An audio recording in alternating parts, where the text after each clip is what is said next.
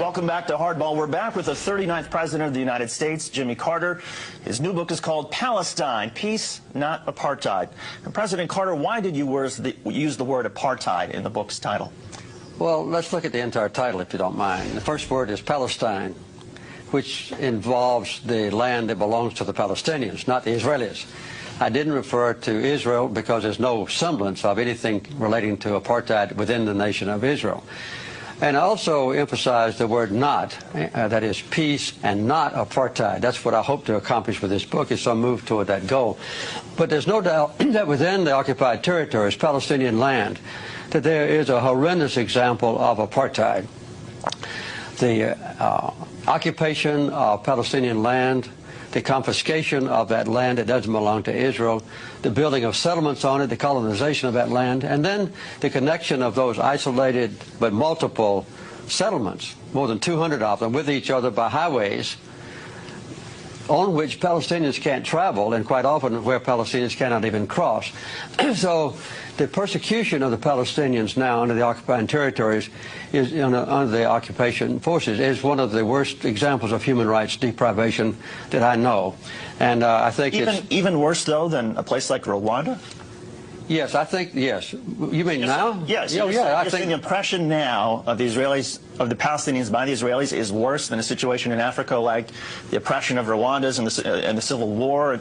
I'm not going back into ancient history about Rwanda, but right now, the persecution of the Palestinians is one of the worst examples of human rights abuse I know, because the Palestinians... You're talking about right now. You're not talking about, say, I'm not talking about ancient history. No. Well, Rwanda wasn't ancient history. It was just a few years ago. You could talk about Rwanda if you want to. I want to talk about Palestine.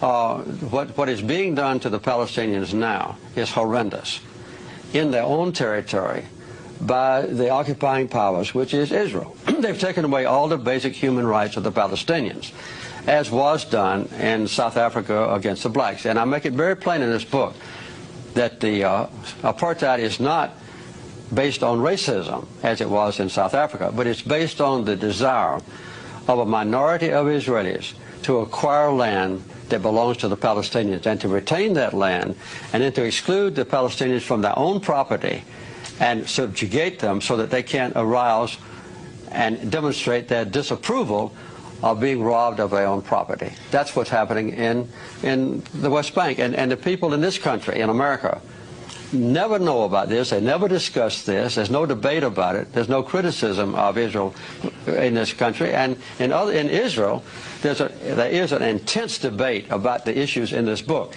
In this country, no. I agree. I mean, I wish we had that sort of debate that they're having in Israel. I wish we had that in the United States. But give us a sort of sense, how much of the responsibility for the conflict, the Israeli-Palestinian conflict, do you think belongs to the Israelis for their tactics like seizing land and occupying territory that didn't belong to them? How much of it is the responsibility of the Palestinians for their suicide terror attacks and their bombings within Israel proper? Well, as a matter of fact, the basic cause of the conflict is a sustained occupation of other people's land by the Israelis. And this is a direct violation of United Nations resolutions. It's a direct violation of the International Quartet's roadmap. It's a direct violation of the commitments that leaders of Israel have made in the past at Camp David when I was president and in Oslo, promising that Israel would withdraw from occupied territories. They have failed to do so.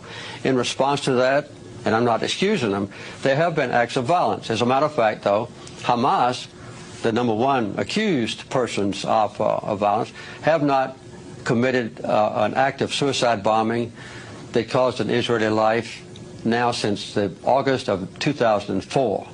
And I hope that they won't do that anymore. Other participants of the Palestinian society, smaller ones, have committed some atrocities. But the loss of life in the entire occupied territories has been horrendous and has been